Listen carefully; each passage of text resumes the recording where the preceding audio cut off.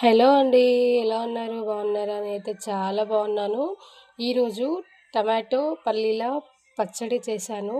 దాని ప్రాసెస్ చూద్దాం రండి.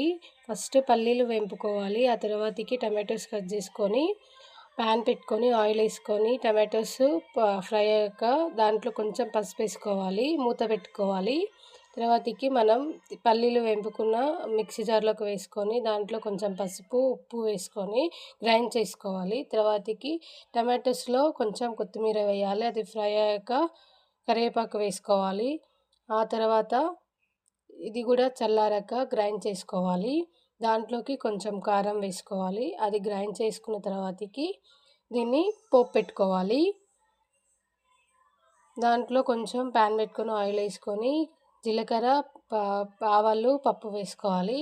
కరివేపాకు, ఎండుమిరపకాయలు, ఎల్లిపాయలు వేసుకొని మంచిగా ఫ్రై చేసుకొని ఈ పేస్ట్ కూడా దాంట్లోకి వేసుకోవాలి. ఛానల్ నచ్చినట్టయితే